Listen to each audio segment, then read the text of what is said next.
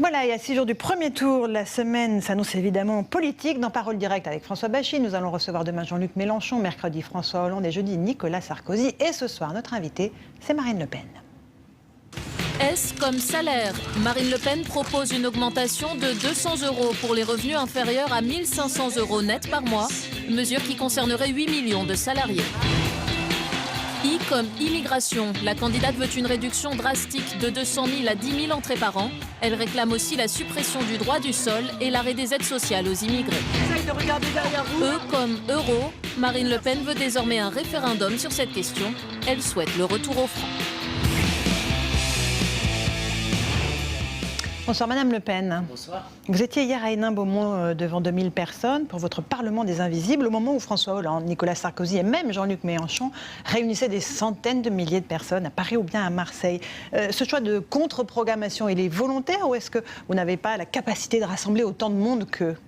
Non, c'était totalement volontaire, puisque c'était un meeting interactif où j'ai voulu redonner la parole effectivement aux invisibles, aux Français. Cette campagne est marquée par la prise en main de la communication. Alors, c'est le gigantisme des meetings qui coûtent d'ailleurs des fortunes. Alors, pour répondre à votre question, non, j'aurais probablement pas les moyens financiers pour pouvoir organiser des choses comme celle-là. Mais tout ça, vous voyez bien que c'est de l'écume.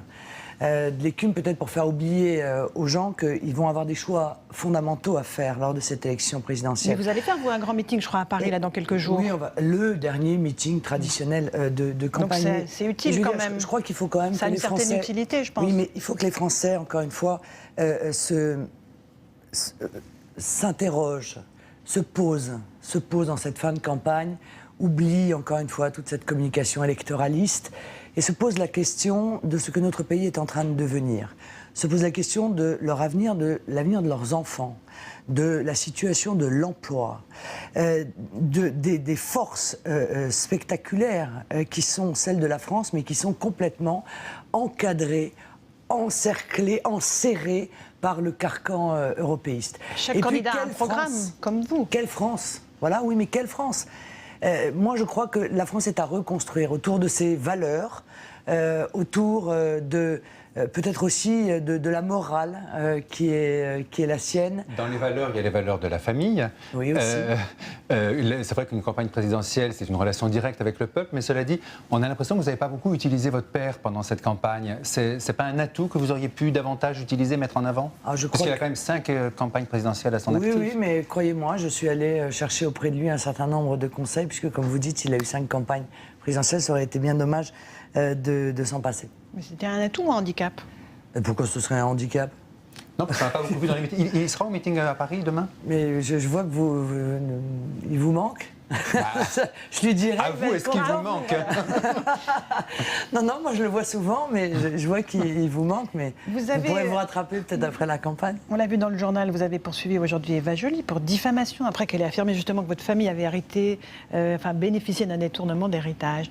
Si vous êtes élu, vous serez toujours aussi procédurière ou est-ce que vous serez une justiciable comme Non, les je autres? respecterai la tradition qui veut que lorsque l'on est élu, eh bien, on ne va pas devant les tribunaux, mais là je suis candidate et je ne vous cache pas que j'en ai un peu assez de servir de punching ball à l'ensemble du système qui use avec moi de calomnie et de diffamation. Madame est ancienne juge d'instruction, donc elle connaît la portée de ses propos. Et ben, pour une fois, elle était de l'autre côté de la barre au tribunal. Alors la pierre angulaire de votre programme, c'est la préférence ou la priorité nationale. Ça veut dire 10 000 étrangers qui peuvent encore rentrer chaque année sur le sol français. Pour ceux qui sont déjà là, qu'est-ce qu'on fait? Ben, ça dépend dans quelle situation ils sont.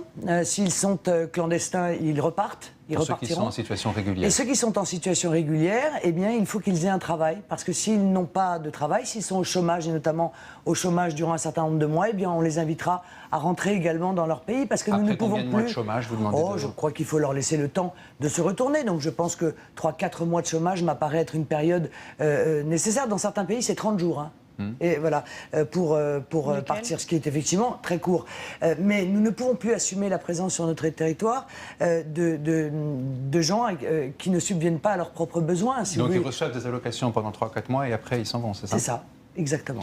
Vous redoutez le retour de la directive Bolkestein? Oh oui, tout à fait. Pourquoi? Parce qu'elle a été votée, mise en application il y a longtemps, cette directive.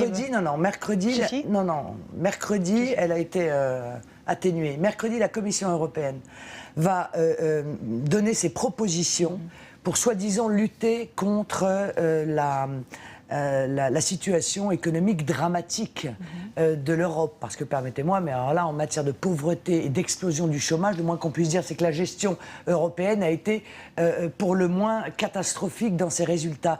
Eh bien, ils vont appliquer des remèdes ultralibéraux absolument épouvantables. Alors d'abord, il n'y aura plus de SMIC, parce qu'ils proposent le SMIC différencié par branche. Ben voyons, ben ça veut dire que certaines branches auront... Ils ne reconnaissaient pas de SMIC du tout. Hein.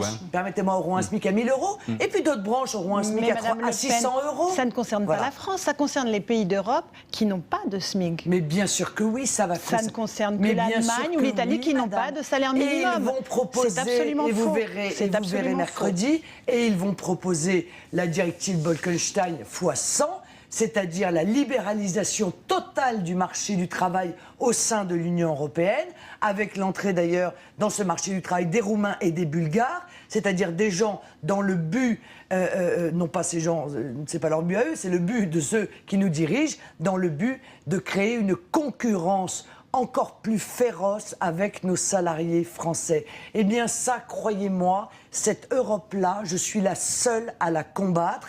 Elle est l'Europe. Je pense qu'il y aura beaucoup de gouvernements qui la combattront parce que c'est une proposition de la Commission qui n'a évidemment pas de valeur coercitive. Hein. Bien sûr, comme d'habitude, ça commence comme ça. Et puis après, l'on s'aperçoit que la coercition arrive juste derrière. Et d'ailleurs, ils n'ont pas besoin d'être coercitifs, mon cher monsieur Bachy, puisque de toute façon, ceux qui nous dirigent et ceux qui font partie de la classe politique sont d'accord avec cela.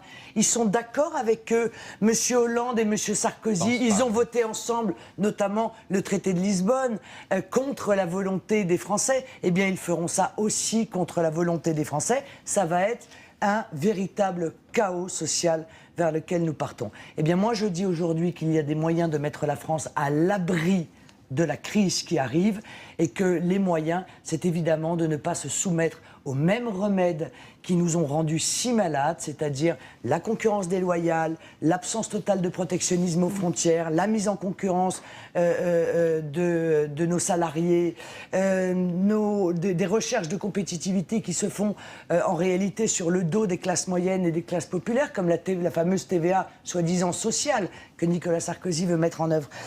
Au second tour, vous pensez que vous serez présente? Oui. Quel est votre pire adversaire? C'est pas l'Europe, visiblement, c'est l'abstention. Mon pire adversaire dans cette élection? Non, d'abord, c'est le mensonge. C'est le mensonge et c'est le cynisme. Parce que quand je vois des candidats qui sont prêts absolument à tout pour être réélus, à tout, à dire tout et l'inverse de tout, à faire des promesses pour la énième fois, à faire claquer le drapeau français, à parler du peuple, alors que... ça vous dérange, ça? Ça me dérange quand ils l'ont souverainement ignoré pendant 5 ans. Mais il y a des mesures qui sont annoncées quand, par exemple, Nicolas Sarkozy à Perpignan a reconnu la responsabilité historique de la France dans l'abandon des harkis. Voilà un bel exemple de cynisme, vous voyez, parce que à une semaine, même pas 5 jours du premier tour, proposer cela alors que ça fait des années et des années que les harkis et les rapatriés attendent et qu'il les a eux aussi totalement ignorés depuis maintenant 5 ans, voilà la preuve de tout ce qu'il est capable de faire. Il est capable de tout faire pour être réélu. Voilà, tout. Y de compris dire tenir tout, ses promesses. de faire tout ce qu'il faut pour être réélu. Mais l'objectif d'une élection, c'est pas uniquement d'être réélu, c'est d'apporter des solutions pour notre pays. Or, merci, nous avons vu ce qu'a fait Nicolas Sarkozy dans les 5 dernières années. Merci bien, on a déjà donné. Alors repartir, imaginons l'enfer de repartir dans un nouveau quinquennat, non. Vous préférez que ce soit François Hollande ? Quant aux socialistes, merci, on a vu ce qu'ils font dans les régions. On a vu la corruption, on a vu, notamment dans le Pas-de-Calais et dans les Bouches-du-Rhône, on a vu l'augmentation des impôts locaux ininterrompue, qui fait que les Français aujourd'hui n'arrivent même plus à boucler les fins de mois et que les fins de mois commencent le 15 quand ils ne commencent pas le 10.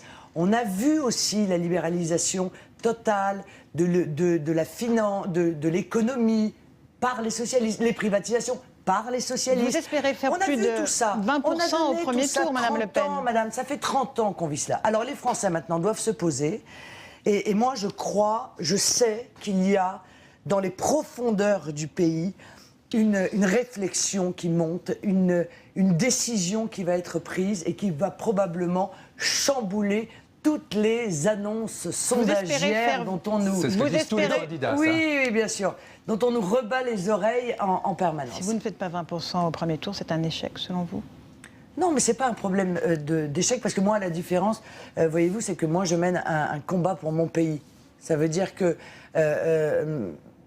mon objectif, c'est d'arriver au pouvoir, madame, pour appliquer mes idées, parce que je pense que les idées que je défends, le projet que j'ai, est le seul qui peut arracher la France à la situation dans laquelle elle est plongée. Il est le seul projet qui peut rendre d'abord aux Français ce qu'il y a de plus précieux, leur liberté de décider pour eux-mêmes, qui peut défendre ce qui est le plus précieux de notre peuple, son identité, les valeurs qui sont celles de notre pays.